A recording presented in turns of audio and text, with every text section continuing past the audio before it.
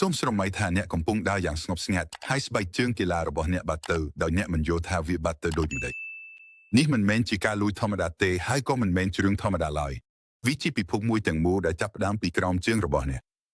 កជាផ្សងព្រេងចម្លែកតួអង្គមិនគិតថានឹងជួបនឹងអាចកំបាំងដែលតាក់ទាញអ្នកចាប់ពីវិនាទីដំបូងរហូតដល់រូបភាពចុងក្រោយបើអ្នកគិតថានេះជាភាពយន្តអំពីស្បែកជើងសូមរងចាំមើលរឿងនេះឲ្យដល់ចប់សិនភាពយន្តរបស់យើងចាប់ផ្ដើមជាមួយក្មេងប្រុសម្នាក់ឈ្មោះអេដសុនដែលយើងឃើញកំពុងជិះឡានជាមួយម៉ែរបស់គាត់កំពុងរុករកទស្សនាវដ្តីមួយហើយមើលពាណិជ្ជកម្មសម្រាប់ស្បែកជើងកីឡាពិសេសមួយឈ្មោះខេមីមួយរូបពីររូបតែម៉ែរបស់គាត់បើកឡានដូចជាមនុស្សឆ្កួតហើយហាក់ដូចជាពួកគេកំពុងទៅធ្វើបេសកកម្មសំខាន់មួយពេលដល់កន្លែងគាត់ត្រូវបានម៉ែចុះចោលហើយម៉ែរបស់គាត់បន្តទៅចតឡាននៅទីនេះយើងបានដឹងថាអេបសុនជាកីឡាករបាល់បោះហើយគាត់កំពុងតែទៅចូលរួមពិព័រណ៍ធំមួយពិព័រណ៍នេះនឹងមានការចាប់ឆ្នោតសំណាងសម្រាប់ស្បែកជើងកីឡាដ៏កម្រមួយដែលយុវជនទាំងអស់សុបិនថាអាចឃើញសូម្បីតែពីចម្ងាយនៅទីនោះគាត់បានជួបនារីឈ្មោះវ៉ានេសានាងជាស្រីស្អាតម្នាក់ហើយត្រឹមតែវិនាទីដំបូងគាត់បានស្រឡាញ់នាងយ៉ាងពេញចិត្តដោយមិនចាំបាច់ណែនាំខ្លួនផងប៉ុន្តែដូចជាធម្មតាព្រោះអេដសុនចង់បង្ហាញថាគាត់គួរឲ្យចាប់អារម្មណ៍មុខនាងគាត់ព្យាយាមតាក់ទាញភ្នែកនាងដោយបង្ហាញជំនាញបាល់បោះរបស់គាត់ប៉ុន្តែគាត់ក៏ភ័យស្លន់ស្លោហើយជ្រុះដួលលើដីហើយស្បែកជើងកីឡារបស់គាត់ក៏ខូចមុខនាងផងដែរអៀនខ្លាំងណាស់យ៉ាងណាក៏ដោយពួកគេចាប់ផ្ដើមនិយាយអំពីស្បែកជើងថ្លៃនិងសេរីកំណត់ហើយវ៉ានេសាបានប្រាប់គាត់អំពីការចាប់ឆ្នោតសំណាងនិងថានឹងជ្រើសរើសលេខសម្បត្តិមួយចៃដន្យហើយម្ចាស់លេខនោះនឹងឈ្នះស្បែកជើង K124 ទោះជាយ៉ាងណាតម្លៃសម្បត្តិនោះគឺ$100ដែលជាចំនួនធំមួយពេលនាងដឹងថាអេបសុនជាសមាជិកក្លឹបបាល់បោះយុវជននាងបានប្រាប់គាត់ថាថ្ងៃនេះគឺជាថ្ងៃសំណាងរបស់គាត់ហើយផ្ដល់សម្បត្តិចាប់ឆ្នោតឥតគិតថ្លៃមួយសម្រាប់សមាជិកក្លឹបបាល់បោះយុវជនវាជាការលួងលោមចិត្តដ៏ធំមួយនិងជាការគាំទ្រផ្លូវចិត្តដ៏ល្អមកទាន់ពេលត្រឹមត្រូវខណៈពេលអេដសុននិងវ៉ានេសាកំពុងនិយាយគ្នាមានអ្នកប្រមូលស្បែកជើងល្បីម្នាក់មកដល់បុរសនេះមានឈ្មោះថាវកិននីគ្រូជាអ្នកប្រមូលស្បែកជើងហើយយើងបានរកឃើញថាគាត់មានសម្បកស្បែកជើងពីទូទាំងពិភពលោកហើយគាត់ពិតជាចូលចិត្តវាខ្លាំងណាស់បើសិនស្បែកជើងមួយចំហាយក៏ដោយគាត់ប្រហែលជានឹងសរសេរប្រកាសមួយលើ Facebook សម្រាប់វាគ្មានការពិចារណាគាត់បានទិញសម្បត្តិចំនួន200ដូចជាកំពុងទិញសង្ឃឹមជាច្រើននៅពេលនោះអេដសុនមានអារម្មណ៍ថាខកចិត្តហើយនិយាយថាគូខ្ញុំនឹងធ្វើអ្វីបានទេប្រឆាំងនឹងអ្នកមានដូចនេះឱកាសឈ្នះរបស់ខ្ញុំកាន់តែតិចទៅហើយសង្ឃឹមថាអ្វីល្អប្អូនបើព្រះជាម្ចាស់អនុញ្ញាតយ៉ាងណាក៏ដោយព្រឹត្តិការណ៍ចាប់ផ្ដើមហើយមនុស្សជាច្រើនបានមកប្រមូលផ្ដុំគ្នាដោយមានអារម្មណ៍រំភើបខ្លាំងចង់ដឹងថានរណាជាអ្នកសំណាងស្រាប់តែយើងបានរកឃើញអ្វីមួយដែលគួរឲ្យភ្ញាក់ផ្អើលដែលបើមាននរណាម្នាក់ប្រាប់អ្នកខាងក្រៅភាពយន្តអ្នកនឹងប្រាប់គេឲ្យទៅព្យាបាលស្បែកជើងទាំងនោះវិញវាឈឺស្អល់ថាវាអាចនិយាយនិងបញ្ចេញមតិយោបល់អំពីអ្វីកំពុងកើតឡើងជុំវិញវានេះហើយជារឿងតែមួយដែលនៅសល់មិនទាន់មាននៅពេលនោះយើងបានដឹងថាម៉ាក់ស៊ីនដែលជាស្បែកជើងមួយក្នុងចំណោមស្បែកជើងដែលត្រូវចាប់ឆ្នោតមានអារម្មណ៍រំភើបខ្លាំងព្រោះនាងនឹងត្រូវបានពាក់ហើយឃើញនៅលើផ្លូវជាស្ថាពរហើយស្បែកជើងមួយទៀតឈ្មោះថាតែវិញបដិសេធយ៉ាងពេញលេញចំពោះគំនិតនេះហើយនិយាយថាយើងមិនត្រូវបានបង្កើតឡើងសម្រាប់ដើរទេយើងជាការងារសិល្បៈដែលគួរត្រូវបានបង្ហាញក្នុងទូកញ្ចក់មួយចង់រស់នៅខណៈមួយទៀតចង់ឲ្យគេពលិកភ្លឺនៅចំកណ្ដាលនៃភាពរំភើបស្បែកជើងដែលមនុស្សគ្រប់គ្នាមកសម្រាប់វាបានបង្ហាញខ្លួនហើយការចាប់ឆ្នោតលេខសម្បត្តិចាប់ផ្ដើមម៉ាស៊ីនកិននេះគិតថាខ្លួនឯងជាអ្នកឈ្នះប៉ុន្តែភាពភ្ញាក់ផ្អើលគឺអ្នកឈ្នះចុងក្រោយវិញគឺអេដសុនគាត់ឡើងទៅលើឆាកហើយទទួលស្បែកជើងមួយក្នុងចំណោមសំណើចរបស់មនុស្សគ្រប់គ្នាម៉ាស៊ីនកិននេះគ្រឿងកំពុងពោកំហឹងបាក់សម្បត្តិចេញជាបំណែកហើយចាក់ចេញក្នុងសភាពខឹងខ្លាំងនេះជាប្រភេទមនុស្សដែលមិននិយាយសូមអបអរសាទរទេតែថាខ្ញុំនឹងជួបអ្នកក្រៅជួបគ្នាបន្ទាប់មកយើងឃើញអេដសុនដើរជាមួយម៉ែរបស់គាត់ដើរលោតដោយសេចក្តីរីករាយស្រាប់តែម៉ាស៊ីនកិននេះបង្ហាញខ្លួនហើយនិយាយថាខ្ញុំនឹងទិញវាដោយថ្លៃណាក៏បានប៉ុន្តែអេដសុនបដិសេធហើយនិយាយថានេះមិនមែនជាស្បែកជើងធម្មតាទេនេះជាសុបិនមួយដែលបានមកដោយសំណាងសម្រងថាដមកនេះតែងាយយូរមិនអាចប្រើនៅទីនេះទេនោះក៏ជំរឿមួយដែរម៉ាក់ស៊ីននៅពាក្យនោះពីក្នុងប្រអប់មានអារម្មណ៍រីករាយហើយនិយាយថាចុងក្រោយនេះមានមនុស្សម្នាក់នឹងដឹងតម្លៃយើងឧទាយ៉ាងណាតែវិញសូមឲ្យម៉ាស៊ីនកញ្ញាដល់ស្បែកជើងនោះទៅព្រោះក្នុងចិត្តរបស់គាត់ស្បែកជើងនេះមិនសម្រាប់ដើរទេវាសម្រាប់រក្សាទុកដូចជាមីម៉ាស៊ីនកញ្ញានៅតែព្យាយាមគ្រប់វិធីដើម្បីយកស្បែកជើងនោះរហូតដល់ម៉ែអេកសុនចូលមកជ្រៀតជ្រែកហើយនិយាយថាចេញទៅកូនអូខេចូលឡានហើយចេញទៅប៉ុន្តែរូបរាងមើលរបស់ម៉ាស៊ីនកញ្ញាបង្ហាញថារឿងនេះទើបតែចាប់ផ្ដើមហើយហាក់ដូចជាគាត់មិនទុកក្មេងប្រុសនោះឲ្យស្ងប់ស្ងាត់ទេពេលអេដសុនមកដល់ផ្ទះភ្លាមគាត់ពាក់ស្បែកជើងនោះសាកល្បងវាហើយសប្បាយចិត្តខ្លាំងណាស់ ប៉ុន្តែដោយសារតែសេចក្តីអំណរខ្លាំងពេកគាត់បានកោសវាដោយចៃដន្យដូច្នេះគាត់ដោះវាចេញយ៉ាងលឿនហើយដាក់វានៅលើធ្នើដោយប្រុងប្រយ័ត្នរហូតដល់គាត់សុំទោសវាបងប្អូនឲ្យតាំងជាស្បែកជើងឬជាឈុតចិនដ៏ល្អនៅពេលនោះតែមានអារម្មណ៍ខ្ពើមហើយនិយាយថាតើជើងមនុស្សចូលមកក្នុងខ្លួនខ្ញុំមិនទុយទៅវិញម៉ាក់ស៊ីនសប្បាយចិត្តចុងក្រោយគាត់ត្រូវបានពាក់ពិតប្រាកដតាមត្រង់និយាយខ្ញុំស្របគ្នាជាមួយតែ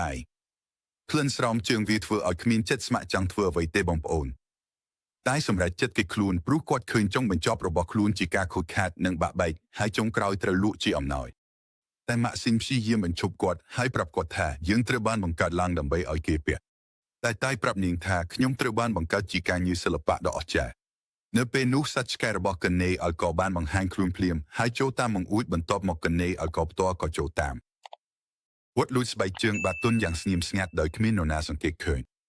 គាត់ដាក់វាចូលក្នុងប្រអប់ឡើងម៉ូតូហើយបើកចេញទៅខ្ញុំមិនបានប្រាប់អ្នកទេថាគាត់មិនមានគម្រោងបោះបង់វាទេអេដសុនចូលបន្ទប់របស់គាត់ហើយរកឃើញថាស្បែកជើងបាតុនបានបាត់ទៅបន្ទាប់មកយើងឃើញតែហោះហើរដោយសេចក្តីរីករាយចុងក្រោយខ្ញុំមានសេរីភាពហើយតែម៉ាក់ស៊ីនមិនព្រមបោះបង់ទេនាងបើកប្រអប់ពីខាងក្នុងហើយនិយាយថាអេដសុនមានគម្រោងពាក់យើងក្នុងការប្រកួតបាល់បោះលើកក្រោយនេះជាក្តីស្រមៃរបស់គាត់តែឆ្លើយតបយ៉ាងត្រជាក់វាបញ្ចប់ហើយខ្ញុំមិនត្រឡប់ទៅវិញទេពួកគេចាប់ផ្ដើមប្រយុទ្ធគ្នាហើយតែព្យាយាមបោះម៉ាក់ស៊ីនចេញពីប្រអប់ប៉ុន្តែខ្សែស្បែកជើងត្រូវបានស្ទាក់ហើយចុងក្រោយពួកគេត្រូវបានព្យួរពីក្រោយម៉ូតូដោយសារពន្លឺល្បឿនតែត្រូវបានបោះចេញហើយព្យួរលើខ្សែភ្លើងនៅលើផ្លូវខណៈដែលម៉ាក់ស៊ីនអាចត្រឡប់ចូលប្រអប់វិញបានបន្តិចក្រោយម៉ាស៊ីនកញ្ញាដល់ផ្ទះរបស់គាត់ហើយចូលទៅក្នុងបន្ទប់មួយដែលពោពេញដោយអេក្រង់និងរូបថតស្បែកជើងកម្ពុជាច្រើនដូចជាយើងចូលទៅក្នុងសារមន្ទីរនៃការចូលចិត្តខ្លាំងលើអេក្រង់មេមានមនុស្សម្នាក់ពាក់ម៉ាស់ចម្លែកម្នាក់បង្ហាញខ្លួនឈ្មោះថា Foger ពីពាក្យដំបូងរបស់គាត់យើងយល់ថាគាត់ជាមនុស្សអាក្រក់ម្នាក់ដែលបោកបញ្ឆោតស្បែកជើងកម្ពុជាគាត់បើកប្រអប់ដើម្បីបង្ហាញ Foger អំពីទ្រព្យសម្បត្តិប៉ុន្តែគាត់ភ្ញាក់ផ្អើលពេលឃើញមានតែស្បែកជើងមួយគូប៉ុណ្ណោះនៅក្នុងប្រអប់គាត់ព្យាយាមដោះស្រាយស្ថានភាពហើយនិយាយថាខ្ញុំនឹងបង្ហាញស្បែកជើងមួយទៀតឲ្យអ្នកឆាប់នេះបើអ្នកនាំមកអ្វីដែលយើងបានព្រមព្រៀងគ្នានៅពេលនោះ Foger គំរាមគាត់ហើយនិយាយថាគាត់នឹងបង្ហោះវីដេអូអាម៉ាស់មួយរបស់គាត់ឲ្យមនុស្សមើលបន្ទាប់មកយើងបានរកឃើញថា Bull Calculator គឺមុននេះគាត់ធ្លាប់ជាកីឡាករបាល់បោះមានទេពកោសល្យម្នាក់ប៉ុន្តែគាត់បានចូលនិវត្តន៍បន្ទាប់ពីបាញ់បាល់បោះខកខានយ៉ាងធ្ងន់ធ្ងរហើយការខកចិត្តនោះនៅតែប៉ះពាល់ដល់គាត់ Calculator សន្យាឲ្យគាត់ថាគាត់នឹងបង្ហាញស្បែកជើងទី2ឲ្យឆាប់នេះហើយបញ្ចប់ការហៅទូរស័ព្ទច្បាស់ណាស់ថា Calculator នេះមានរឿងធំមួយនៅពីក្រោយគាត់យើងត្រឡប់ទៅការថៃដែលកំពុងព្យួរពីខ្សែហើយស្រែកនិយាយថានេះប្រកាសជាសុបិនមួយគាត់ឃើញស្បែកជើងផ្សេងទៀតកំពុងព្យួរនៅជុំវិញគាត់ដើម្បីលួងលោមគាត់ហើយនិយាយថាគាត់នឹងស្គាល់ស្រួលទៅវិញគាត់ប្រាប់ពួកវាថាខ្ញុំមិនអាចស្គាល់ស្រួលនឹងការប្រមាថនេះទេនៅពេលនោះពួកគេឃើញស្បែកជើងកីឡាមួយឈ្មោះ Jobber នៅខាងក្រោមហើយគាត់មានអារម្មណ៍ភ្ញាក់ផ្អើលពេលឃើញភាពភ្លឺរលោងរបស់ញ៉ៃគាត់ហៅថៃហើយស្នើឲ្យថៃលោតចុះហើយគាត់នឹងចាប់ថៃនៅពេលនោះថៃស្ទាក់ស្ទើរហើយសួរ Jobber ថាសន្យា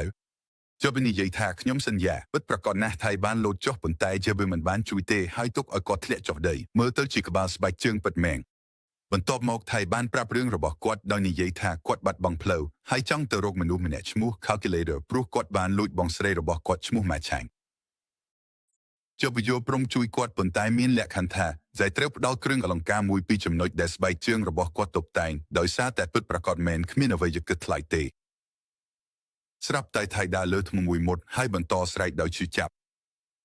់ចាំគាត់អូសថៃហើយនិយាយថាទេត្រូវរឹងមាំបន្តិចទៅវីរៈបុរសផ្លូវមុខនៅវិញទៀតហើយយើងអាចជួបបញ្ហាបែបនេះច្រើនបន្ទាប់មកពួកគេបានទៅលោតចូលក្នុងកាបូបរបស់មនុស្សម្នាក់ដែលកំពុងទៅកីឡាដ្ឋានបាល់បោះហើយចាប់ផ្ដើមដំណើរទៅជួបស្បែកជើងស្ដេចដែលដឹងដំណឹងអំពីផ្លូវហើយនឹងប្រាប់ពួកគេពីផ្លូវទៅ Calculator នៅពេលដូចគ្នានេះម៉ាឆាញ់ចូលទៅក្នុងបន្ទប់ប្រមូលស្បែកជើងហើយព្យាយាមគេខ្លួនប៉ុន្តែនាងឃើញខ្លួនឯងត្រូវបានស្ទាក់នៅចន្លោះស្បែកជើងបុរាណដ៏ល្បីល្បាញមើលទៅកន្លែងនេះដូចជាសួនដេកសុកស្រួលនៅពេលនោះ Ace និង Wise បានប្រាប់នាងថាកុំសាកល្បងចេញទេព្រោះទ្វារត្រូវបានចាក់សោច្បាស់លាស់ហើយនាងមិនអាចចេញពីទីនោះបានទេពួកគេភ្ញាក់ផ្អើលហើយសួរថាហេតុអ្វីនាងចង់ចេញព្រោះកន្លែងនេះស្អាតនិងមានផាសុកភាពហើយពួកគេក៏មិនចាំបាច់ធ្វើអ្វីទេប៉ុន្តែម៉ែឆៃមិនចូលចិត្តការនិយាយបែបនេះទេហើយនាងប្រាប់ពួកគេថានាងចង់ត្រឡប់ទៅរក Edson ហើយជួយគាត់ឲ្យសម្រេចក្តីស្រមៃនិងឈ្នះជើងឯកប៉ុន្តែ Ace និង Wise បានប្រាប់នាងថាគួរតែសូមអរគុណ Calculator ដែលបានប្រើប្រាស់នាងយ៉ាងល្អព្រោះនាងមានស្បែកជើងតែមួយគូប៉ុណ្ណោះហើយបងប្រុសនាងក៏បាត់ផងដែរ ពួកគេប្រាប់នាងថាអ្នកដែលបាត់ជាញាតិញាប់ត្រូវបានគេបោះចោលលើធ្នើនៅពេលនោះស្បែកជើងមួយទៀតបានចូលមកជ្រៀតជ្រែកហើយបង្ហាញទៅកាន់ស្បែកជើងឯកមួយឈ្មោះ Spike ដែលដាក់នៅក្នុងប្រអប់ខូចមួយនៅជ្រុងឆ្ងាយស្ងប់ស្ងាត់វត្តប្រាប់នាងថា Spike គឺជាស្បែកជើងដំបូងដែល Calculator បានស្រឡាញ់យ៉ាងណាក៏ដោយស្បែកជើងនោះបន្តនិយាយហើយប្រាប់ម៉ាឆាញ់ថាមានវិធីតែមួយប៉ុណ្ណោះដើម្បីចេញពីទីនេះគឺតាមរយៈរុនសម្រាមរឿងនេះកំពុងចាប់ផ្ដើមមានភាពគួរឲ្យចាប់អារម្មណ៍យើងត្រឡប់មកកាន់ថៃនឹងជាម្ដងទៀតដែលពួកគេចេញពីកាបូបរបស់អ្នកលេងហើយចុងក្រោយបានទៅដល់ស្បែកជើងស្ដេចដែលបានប្រាប់ពួកគេថាខ្ញុំនឹងជួយអ្នកប៉ុន្តែជាមុនសិនត្រូវប្រកួតបើបោះឆាប់មួយជាមួយស្បែកជើងខ្លាំងមួយចំនួនសូម្បីតែអ្នកជាស្បែកជើងអ្នកក៏ត្រូវបង្ហាញសមត្ថភាពរបស់អ្នកផងដែរនៅពេលនោះយើងបានរកឃើញថាថៃមិនយល់អំពីបើបោះសោះទេប៉ុន្តែគាត់យល់ច្បាស់អំពីច្បាប់នៃល្បែងយ៉ាងឆាប់រហ័សគាត់ចុះទៅបាញ់បញ្ចូលគ្រាប់ហើយឈ្នះបន្ទាប់មកស្បែកជើងស្ដេចបានប្រាប់ពួកគេថាព័ត៌មានរបស់ខ្ញុំអំពីកណេឲ្យកមានកម្រិតតិចតួចប៉ុណ្ណោះហើយមនុស្សតែម្នាក់គត់ដែលអាចដឹងទីតាំងរបស់គាត់គឺ Adriana ព្រោះនាងត្រូវបានចាត់ទុកថាជាស្ត្រីស្បែកជើងកែងខ្ពស់ហើយស្បែកជើងស្អាតដូចនាងនេះប្រកាសជាដឹងទីតាំងកណេឲ្យកយ៉ាងណាក៏ដោយនៅពេលនោះយើងបានរកឃើញថា Adriana គឺជាអ្នកស្រីដែលជាបើធ្លាប់ស្រឡាញ់ហើយនាងបានបោះបង់គាត់ចោលព្រោះគាត់ជាស្បែកជើងចាស់មិនសមនឹងកម្រិតរបស់នាងទេដូចដែលសម្រងបាននិយាយថាបាក់សីដែលមានស្លាប់ដូចគ្នានឹងហោះរួមគ្នាឬក្នុងករណីនេះស្បែកជើងក៏មានថ្នាក់ដែរនៅពេលនោះជាបើស្នាសុំគ្រឿងអលង្ការមួយពីដៃដើម្បីបន្ថែមភាពឆើតឆាយហើយពិតប្រាកដសៃក៏ផ្ដល់គ្រឿងអលង្ការមួយឲ្យគាត់ផងដែរដោយមិនគិតយូរទេជាបើស្នាសុំជិះរថយន្តលឿនមួយហើយក្នុងរយៈពេលខ្លី Rick និង Chin បានមកដល់ដោយជិះ skateboard ពួកគេយកឆៃនិងជាបើហើយចាប់ផ្ដើមដំណើរផ្សងព្រេងដ៏រំភើបមួយក្នុងចំណោមរថយន្តនៅលើផ្លូវពួកគេត្រូវបានវាយប្រហារដោយក្រុមកណ្ដុរហើយនៅពេលនោះថៃមានអារម្មណ៍ភ័យខ្លាចខ្លាំងណាស់ប៉ុន្តែពួកគេអាចគេចផុតពីពួកវាបានមុននឹងបន្តទៅមុខខ្ញុំគិតថាអ្នកភ្លេចចុចប៊ូតុង like ហើយចុច like ឥឡូវនេះមិត្តរបស់ខ្ញុំហើយជីវឥឡូវនេះផងយើងត្រឡប់មកកាន់ Edson អ្នកអភិរក្សដែលកំពុងធុញថប់និងខកចិត្តយ៉ាងច្បាស់ដោយមានអារម្មណ៍ថាគាត់នឹងមិនអាចឈ្នះជើងឯកបានទេព្រោះបានបាត់ស្បែកជើងថ្លៃបំផុតរបស់គាត់ម្ដាយរបស់គាត់ព្យាយាមលួងលោមគាត់ហើយប្រាប់គាត់ថាពួកគេអាចទិញស្បែកជើងថ្មីមួយបានហើយថាគាត់មានទេពកោសល្យអាចឈ្នះបានសូម្បីតែពាក់ស្បែកជើងចាស់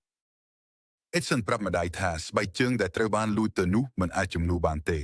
យើងត្រឡប់មកកាន់ថៃនឹងជាម្ដងទៀត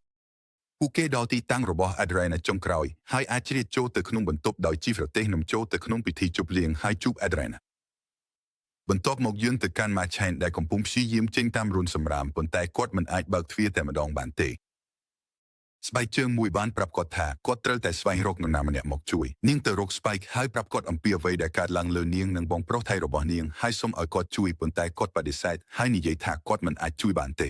ខ្ញុំបានសង្ឃឹមឲ្យអ្នកជួយខ្ញុំ Spike ប៉ុន្តែខ្ញុំឃើញថាអ្នកគ្រាន់តែជាស្បែកជើងខ្មាស់អៀនយ៉ាងណាក៏ដោយយើងបន្តជាមួយថៃនិង Java អ្នកណាជោគជ័យក្នុងការចូលបោះ JB ទៅនិយាយជាមួយ Adriana ហើយសុំទោសនាងចំពោះអ្វីដែលបានកើតឡើងរវាងពួកគេកាលពីអតីតកាលអាត្រីយ៉ាណាបន្តចំអកគាត់មួយសន្ទុះហើយលើកឡើងពីបញ្ហាចាស់របស់នាងប៉ុន្តែពេលនាងឃើញគ្រឿងអលង្ការភ្លាមនាងក៏សម្លឹងមើលគាត់ដោយកសែភ្នែកផ្សេងហើយប្រាប់គាត់ថាច្បាស់ណាស់ថាអ្នកបានផ្លាស់ប្ដូរហើយរួចក៏ចាប់ដៃគាត់ហើយពួកគេរាំជាមួយគ្នានៅពេលដូចគ្នាថៃបានស្គាល់ Red ហើយនាងក៏ចាប់ដៃគាត់ផងដែរហើយពួកគេក៏រាំជាមួយគ្នាចំណែក Adriana នាងមិនជឿយបើទេពេលគាត់ព្យាយាមបញ្ចុះបញ្ចូលនាងថាគាត់កំពុងជួយថៃស្វែងរកប្អូនស្រីរបស់គាត់នាងសម្លឹងមើលគាត់ដោយភ្នែកសង្ស័យហើយប្រាប់គាត់ថាអ្នកជាអ្នកមិនស្មោះស្ម័គ្រទេអ្នកមិនធ្វើអ្វីទេលុះត្រាតែមានផលប្រយោជន៍ផ្ទាល់ខ្លួននៅពីក្រោយនៅពេលនោះ Jeb បានសារភាពហើយនិយាយថាគាត់កំពុងជួយគាត់មែនប៉ុន្តែបដូរជាមួយគ្រឿងអលង្ការខ្លះ Adriana ឆ្លើយតបហើយប្រាប់គាត់ថានាងមិនដឹងអ្វីអំពីកណេឲ្យកនេះទេក្នុងអំឡុងពេលនោះយើងឃើញកណេឲ្យកកំពុងស្វែងរកថៃនៅលើផែនទីហើយក៏តាមដានគាត់តាមកាមេរ៉ាសុវត្ថិភាពនៅកន្លែងសាធារណៈផងដែររហូតដល់គាត់ប្រមូលបានខ្សែស្រឡាយទាំងអស់ហើយអាចកំណត់ទីតាំងរបស់គាត់បានពិតប្រាកដណាស់គាត់បានទៅដល់សន្តាគារដែលថៃស្នាក់នៅប៉ុន្តែសន្តិសុខបានរារាំងមិនឲ្យគាត់ចូលយ៉ាងណាក៏ដោយគាត់ទទួលបានជោគជ័យក្នុងការលួចយកឆ្កែរបស់គាត់ចូលទៅក្នុងក្រុមដែលទៅដល់កន្លែងរបស់ណៃនិងជាវើហើយព្យាយាមចាប់ញ៉ៃប៉ុន្តែថៃបានលាក់ខ្លួនមួយវិនាទីហើយរត់ចេញគាត់នឹងជើបហើយឆ្កែក៏រត់តាមពួកគេដេញតាមពួកគេដោយភាពយន្តសកម្មភាពប៉ុន្តែជាវើនឹងថៃអាចទម្លាក់នំខេកលើក្បាលឆ្កែហើយរត់គេចខ្លួនតាមទ្វារក្រោយបាននំនេះខ្លាយជាជនរងគ្រោះតែមួយគត់នៃយប់នោះ JB ពូជហៅ Reese និង Rick ដែលមកយកពួកគេជិះ Skitbed ហើយរត់គេចខ្លួនឆ្ងាយពីសន្តាគារបន្ទាប់មកពួកគេឡើងលើដំបូលឡានក្រុងហើយដើរទស្សនាទីក្រុង នៅពេលនោះទីមានការចាប់អារម្មណ៍ពីព្រោះនេះជាលើកដំបូងហើយដែលគាត់បានឃើញមនុស្សនឹងដងផ្លូវដោយគ្មានភាពតានតឹងនិងការថប់បារម្ភទីចូលទៅចិត្តជាប៊ីហើយពួកគេក៏ខ្លាយជាមិត្តពិត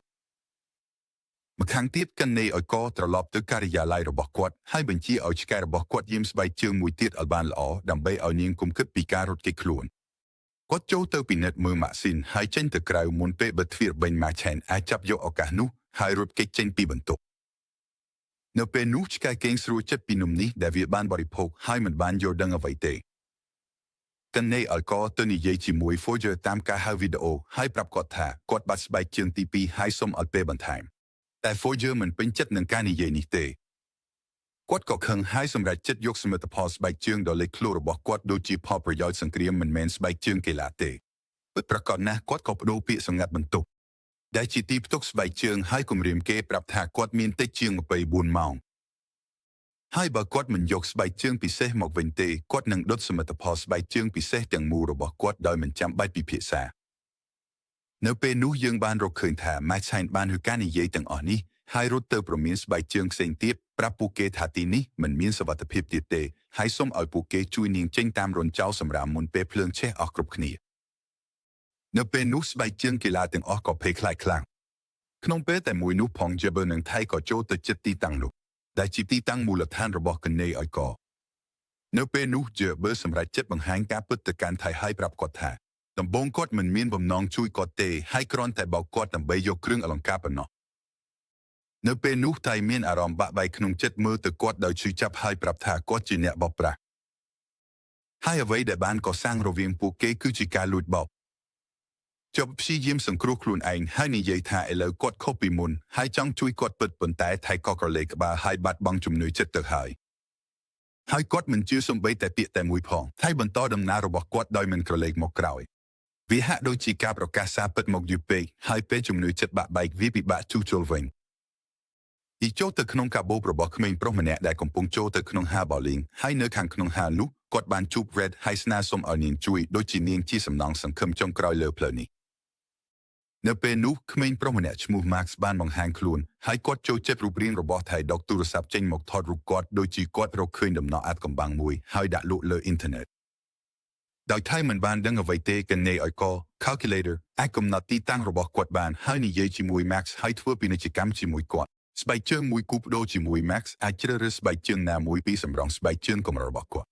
នៅពេលតែមួយនោះ Jabber បានជួបមិត្តចាស់របស់គាត់ម្នាក់ហើយធ្វើឲ្យគាត់ភ្ញាក់ផ្អើលជាមួយសេចក្តីពិតដ៏ធ្ងន់ធ្ងរដោយប្រាប់ថា Forger បានបង្កើតច្បាប់ចម្លងមួយពីគាត់ហើយបន្ទាប់ពីបញ្ចប់ច្បាប់ចម្លងនោះគាត់សម្រេចចិត្តបញ្ចប់គាត់ដោយខ្លួនឯងពួកគេកាត់គាត់ជាពីរផ្នែកដោយប្រើណាដើម្បីឲ្យច្បាប់ចម្លងនោះបានរីករាលដាលហើយដើមកំណើតនឹងមិននៅស្ថិតនៅទៀតទេហើយហេតុអ្វីបានជាអ្វីទាំងនេះកើតឡើងព្រោះគាត់គ្រាន់តែជាស្បែកជើងមួយគូដែលគ្មានគូសមនឹងការរស់នៅរបស់ដើមកំណើតគឺជាភាពគ្រោះថ្នាក់សម្រាប់ច្បាប់ចម្លងណាមួយនៅពេលនោះការព្រួយបារម្ភចាប់ផ្ដើមស៊ីចិត្ត Jabber ហើយគាត់ចាប់ផ្ដើមដឹងថាថៃកំពុងដើរតាមផ្លូវដូចគ្នាហើយ Forger ពេលដែលគាត់បង្កើតច្បាប់ចម្លងរួចគាត់នឹងលុបដើមកំណើតចេញពីការរស់នៅដោយគ្មានមេត្តាឡើយដោយសារតែអីចឹង Jabber រត់ដោយល្បឿនទាំងអស់របស់គាត់ដើម្បីជួយសង្គ្រោះមិត្តរបស់គាត់ហើយអាចទៅដល់ទីតាំងរបស់ថៃទាន់ពេលវេលាចុងក្រោយនៅពេលដូចគ្នា Ace អាចបើកទ្វារបន្ទប់បានហើយគាត់ជាមួយ Max Shine ចេញទៅក្រៅដើរឆ្លងកាត់ឆ្កែដែលនៅតែដេកស្រួលបន្ទាប់មក Max Shine ស្នើឲ្យ Ace ផ្ញើសារមួយទៅ Edson ហើយពិតប្រាកដសារនោះបានទៅដល់ Edson ហើយនាងក៏អាចកំណត់ទីតាំងរបស់ថៃនិងមើលឃើញអ្វីដែលបានកើតឡើងផងដែរប៉ុន្តែស្រាប់តែឆ្កែភ្ញាក់ឡើងហើយចាប់ផ្ដើមដេញតាមពួកគេហើយនៅពេលនោះពួកគេរកមិនឃើញដំណោះស្រាយទេលើកលែងតែត្រឡប់ទៅវិញហើយចូលបន្ទប់ប្រមូលស្បែកជើងម្ដងទៀតចំណែកថៃនិង Jabber ពួកគេបានចូលបន្ទប់របស់ Mac ហើយនៅពេលនោះផងដែរ Mac បានជួបជាមួយអ្នកកញ្ញាលេខដើម្បីបញ្ចប់កិច្ចព្រមព្រៀងនៅពេលនោះ Jabber មានអារម្មណ៍ថាអន្តរាយកំពុងខិតជិតមកហើយប្រាប់ថៃឲ្យចុះចេញពីកាបូបភ្លាមព្រោះអ្នកកញ្ញាលេខមានបំណងប្រកួតគាត់ឲ្យ Forger ដែលពេលណាដែលគាត់បានចម្លងគាត់រួចគាត់នឹងបំបត្តិគាត់ដោយមិនស្ទាក់ស្ទើរដំបូងថៃមិនជឿពាក្យនោះទេហើយគិតថាវាជាការធ្វើឲ្យហួសព្រំនិងការភ័យខ្លាចបន្ថែមប៉ុន្តែ Jabber មិនរងចាំទេហើយប្រើកម្លាំងបង្ខំឲ្យគាត់ចុះអកុសលគាត់មិនអាចចុះទៅជាមួយគាត់បានទេហើយបន្តដំណើរតាមចិត្តអ្នកកញ្ញាលេខនៅពេលថៃនៅម្នាក់ឯងគាត់បានជួប White ដែលអង្គុយនឹងប្រាប់រឿង Jabber ឲ្យគាត់ស្ដាប់យើងបានដឹងថា Jabber មិនមែនជាស្បែកជើងធម្មតាទេគាត់ជាស្បែកជើងដំបូងដែលត្រូវបានពាក់ដោយកីឡាករបាល់បោះជើងចាស់មួយដែលល្បីល្បាញ ឈ្មោះ Isaac ប៉ុន្តែនៅកណ្ដាលការប្រកួតកីឡាករនោះបានជ្រុះជើងហើយដួលនៅមុខទស្សនិកជនទាំងអស់ហើយរូបរាងរបស់គាត់ក៏คล้ายជាការអាម៉ាស់ដល់ថ្នាក់ថាសាលទាំងមូលបែរជាសាយចំអប់នឹងភ្លុំសូកនៅពេលនោះកីឡាករនោះសម្រេចចិត្តបោះបង់ជាបចោលហើយបោះចោលស្បែកជើងនោះហើយបញ្ឈប់ការប្រើវាទៀតដោយជាវាជាមូលហេតុនាំឲ្យគាត់ដួលនៅទីនេះយើងបានដឹងពីសេចក្តីពិតដ៏ធ្ងន់ធ្ងរហើយវាបង្ហាញថាកីឡាករនោះគឺជាកន្នេឲ្យកខ្លួនឯងដែលចាប់តាំងពីថ្ងៃនោះបានចូលនិវត្តន៍ពីបាល់បោះហើយមិនបានលេងវិញទេត្រឹមតែពេលខ្លីមួយប៉ុណ្ណោះសុទ្ធតែបំបាក់សុបិននិងកេរ្តិ៍ឈ្មោះរបស់គាត់នៅមុខមនុស្សទាំងអស់យើងក៏ដឹងផងដែរថាវីដេអូនេះគឺជាវីដេអូដែល Foger កំពុងប្រើដើម្បីគៀនកីឡាករនោះដោយបង្ខំឲ្យគាត់ធ្វើឲ្យមានការលូតលាស់និងប្រមូលស្បែកជើងកុំឲ្យដើម្បី Foger អាចផលិតស្បែកជើងคล้ายៗនឹងលក់នៅទីផ្សារបន្ទាប់ពីដែលបានដឹងរឿងនេះគាត់នឹងស្បែកជើងផ្សេងទៀតសម្រាប់ចិត្តមិនឈប់មើលទេហើយពួកគេសម្រាប់ចិត្តជួយសង្គ្រោះGerber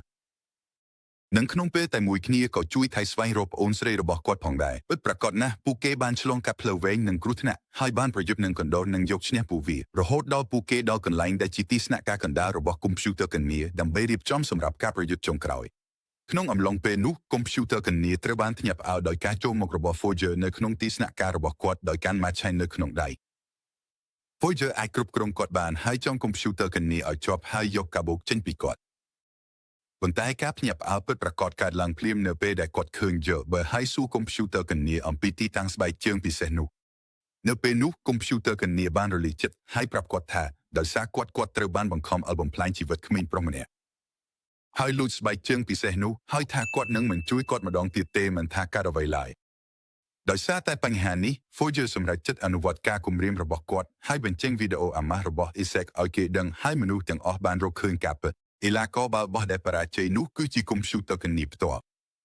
ស្រាប់តែឆ្កែវាប្រហារ Foger ហើយនៅពេលតែមួយនោះថៃបានមកដល់ហើយយកឧបករណ៍បញ្ជារបស់ម៉ាស៊ីន Foger ហើយបង្វែរឲ្យប្រើប្រឆាំងគាត់វិញដើម្បីវាប្រហារគាត់ស្បែកជើងទាំងអស់បានមកប្រមូលផ្ដុំគ្នាហើយរុញ Foger ហើយវាគាត់វាដូចជាគណនីបានមកដល់ក្នុងពេលតែមួយម៉ែឆៃនបានអបបងប្រុសរបស់នាងថៃហើយរីករាយព្រោះនាងបានជួបគាត់វិញក្រោយពីបាត់បង់គ្នាយូរមកចំណែកជាបើគាត់បានជួបស្បែកដែលជាដៃគូពិតប្រាកដរបស់គាត់និងជាស្បែកជើងទី2ដែលបានត្រឡប់មកវិញបន្ទាប់ពីបាត់បង់យូរនៅពេលតែមួយនោះ Edson បានបង្ហាញខ្លួនលើកាមេរ៉ាសុវត្ថិភាពប៉ុន្តែគាត់មិនអាចចូលអគារបានទេហើយមានអារម្មណ៍សុបិនរបស់គាត់កំពុងបាត់បង់ហើយសម្រាប់ចិត្តស្វែងរកស្បែកជើងផ្សេងទៀតហើយចាក់ចេញថៃនឹងម៉ែឆៃនព្យាយាមគេចចេញពីផ្លូវសម្រាមប៉ុន្តែពេលនេះផ្លូវនោះបានបិទមុខពួកគេនៅទីនេះ Isaac បានចូលមកផ្ទាល់ខ្លួនហើយសុំទោសស្បែកជើងទាំងអស់សម្រាប់អ្វីដែលគាត់ធ្វើជាមួយពួកវាដោយនិយាយថាគាត់នឹងមិនជាកណ្ដាលកាន់នេះឡើយហើយគាត់កំពុងត្រឡប់មកវិញជាអេសាល្អម្ដងទៀតគាត់បានប្រកូលស្បែកជើងវិញ Edson ហើយសុំទោសគាត់ហើយធ្វើឲ្យមនុស្សទាំងអស់ភ្ញាក់ផ្អើលដោយចូលរួមជាមួយគាត់ក្នុងការប្រកួតពិតប្រាកដណាស់ Edson បានសម្រេចសុបិនរបស់គាត់ហើយឈ្នះជាងឯកខណៈដែលទស្សនិកជនបន្តលើកទឹកចិត្ត Edson និង Isaac រួមគ្នាកុំភ្លេចជីវ Channel និងបើកកណ្ដឹងជូនដំណឹងដើម្បីទទួលបានវីដេអូថ្មី